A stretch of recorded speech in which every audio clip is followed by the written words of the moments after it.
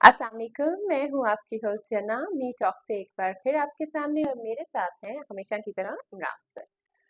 आज अ, हमारा जो हकायात रूमी का एक सिलसिला हमारा चल रहा है। इसमें जो आज की हमारी हकायत है उसका जो उन्वान है वो है फ़रेबी दुनिया।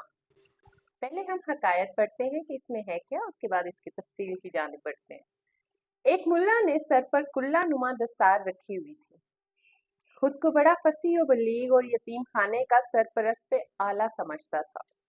एक दस्तार ज़ाहिरी तौर पर खूबसूरत नजर आ रही थी, लेकिन अंदर से ऐसे ही थी जैसे मुनाफिक का दिल होता है।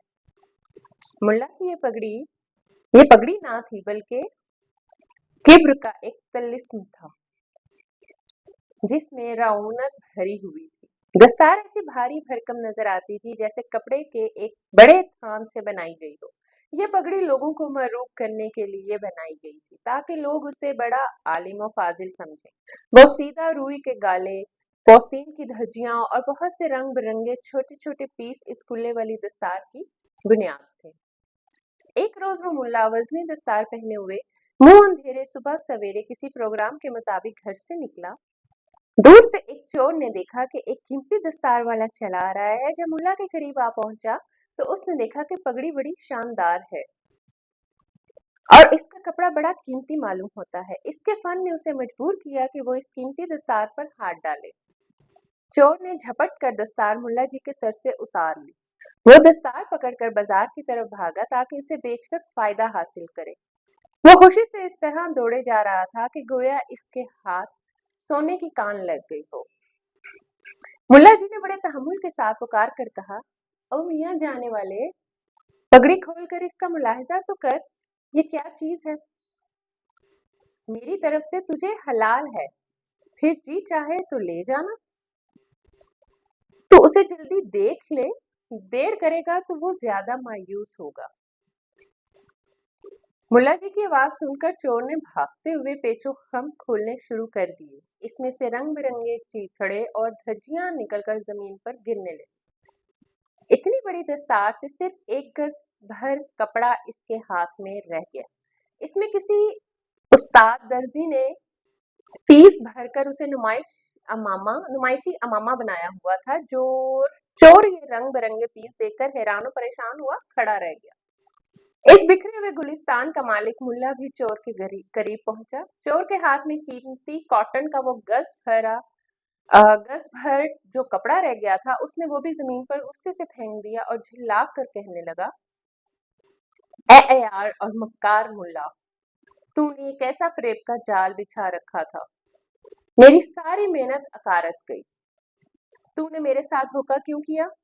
ऐसा काम करते हुए तुझे जरा हया ना आई? मुझे फजूल ही एक गुनाह बेलज्जत में मुब्तला कर दिया। खुदा से डरो और धोखेबाजी छोड़ दो। मखलूक खुदा का ईमान क्यों जाया कर रहा है? ये दस्तार तुझी को मुबारक हो। हम तो खैर बदनाम थे ही, मगर तू तो हमारा भी गुरु निकला। मुल्ला ने कहा, अजीजम, बेशक मैंने धोखा किया, मगर तुझे इस दुनिया की हकीकत से बर वक्त आगाह भी कर दिया। दर्स से हयात हमें मौलाना रूमी सरकार क्या फरमा रहे हैं, इस दुनिया की मिसाल भी एक खुशनुमा दस्तार की सी है।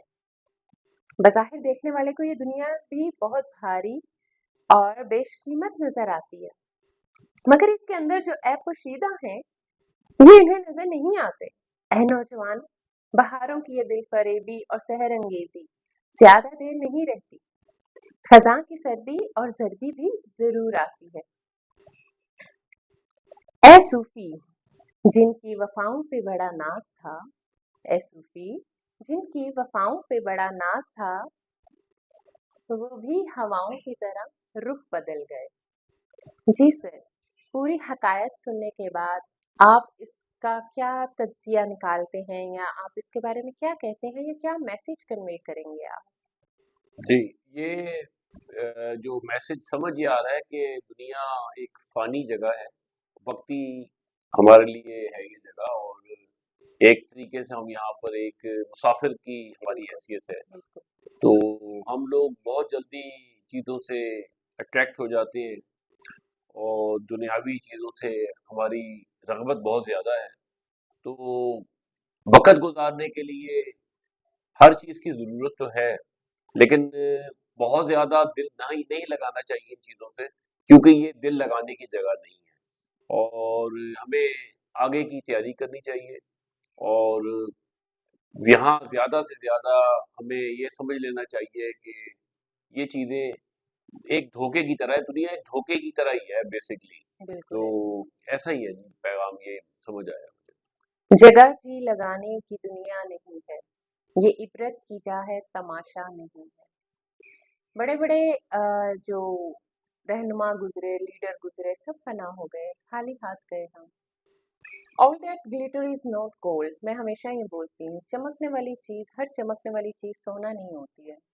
ہمارے بچے بظاہر کی طرف جاتے ہیں، ابھی ان ایکسپیرئنس ہیں، ان کو اتنا پتہ نہیں ہے، لیکن ہم جو بڑے ہوتے ہیں ہمارا یہ فرض بنتا ہے کہ نہ صرف اپنی اولاد کو، لیکن اگر کوئی اور دوسرا بھی جس میں اتنی برداشت، اتنی قوت ہے کہ وہ آپ کی بات سن لے، تو کسی کی اولاد کو بھی اگر آپ اس کی اصلاح کر سکیں تو ضرور بتائیں۔ اس چیز کے پیچھے مت بھاگیں جو ٹیمپریری ہے، جس کا وجود ابھی ہے، کچھ پل کے بعد آپ نہیں جانتے رہے نہ رہے۔ سو ذرا سی خوشی کے لیے یا ذرا سی چیز کے لیے اپنے کردار کو داغدار نہ کریں۔ ابھی دیکھیں نا، اس حکایت میں کتنا بڑا لیسن ہے کہ ہے وہ ذات کا چور، اور چور ایک ملا کو، بے شک کہ ملا نے بھی اپنی جھوٹی شان بنائی دی تھی اس دستار کے ذریعے، لیکن ایک چور بھی یہ درس دے رہا تھا کہ دھوکہ نہ دو دنیا کو۔ سو ہم آپ دوسروں سے ایکسپیکٹ یہی کرتے ہیں کہ دوسرے ہمارے ساتھ فیئر رہیں، لیکن ہم کتنے ہیں، ہم ایک کردار میں کیا ہیں، ہم اس پہ نظر نہیں ڈالتے ہیں۔ تو میرا تو یہی ماننا ہے کہ پہلے ہمیں اپنے گریبان میں جھانکنا چاہیے، دیکھنا چاہیے، پھر دنیاوی چیزوں کے پیچھے بھاگنا چاہیے، دیکھنا چاہیے کہ یہ تو حقیقت ہے کہ سکندر اعظم بھی گئے اس دنیا سے تو خالی ہاتھ گئے، تو ہم آپ کیا ہیں؟ سو ہم سب نے خالی ہاتھ اللہ کے پاس جانا ہے، نبی پیغمبر سب خالی ہاتھ اس دنیا سے رخصت ہو گئے، تو ہم نے آپ نے بھی خالی ہاتھ ہی روانہ ہونا ہے۔ تو مت بھاگے ان چیزوں کے پیچھے، ایک تو جو چیز واضح ہے، جو چیز آپ کی ہے وہ کسی کی نہیں ہو سکتی، اور جو کسی کی ہے وہ چاہ کر بھی آپ کی نہیں ہو سکتی، یہ اللہ نے اصول بنائے ہیں۔ تو جب ہم ان چیزوں کے پیچھے بھاگتے ہیں جو ہماری نہیں ہے تو پھر ہم جس تھکتے ہیں۔ تو اللہ تعالیٰ سے ایک یہ بھی بہت قیمتی دعا ہے اپنے لیے مانگنا کہ یا اللہ مجھے ان چیزوں کے پیچھے مت تھکا جو میری نہیں ہے، مجھ سے انہی چیزوں کی محنت کروا جو میری ہے، تاکہ آپ کی محنت رائگاں نہ جائے، کیونکہ جب محنت بھی رائگاں جاتی ہے تو بڑی تکلیف ہوتی ہے۔ آپ کسی رشتے کو، کسی چیز کو ٹائم دیتے ہو تو بعد میں وہ پتہ چلے جی وہ آپ کا مقدر ہی نہیں ہے، تو بہتر ہے وہاں پہ اپنا ٹائم، اپنی انرجی، اپنی فیلنگز، اپنے ایموشنز کو ویسٹ کرنے کی بجائے اس کو کہیں اچھی جگہ پہ انویسٹ کریں اور اپنے لیے، اپنی تقدیر کے لیے دعا کریں۔ Yes. امید کرتی ہوں کہ آپ کو ہماری یہ حکایت پسند آئی ہوگی۔ انشاءاللہ اپنے نیکسٹ ویڈیو میں پھر حاضر ہوں گے ایک نئی ویڈیو کے ساتھ اور نئی حکایت کے ساتھ۔ خیال رکھیے اپنا، تب تک کے لیے اجازت دیجیے، اللہ حافظ۔ اللہ حافظ۔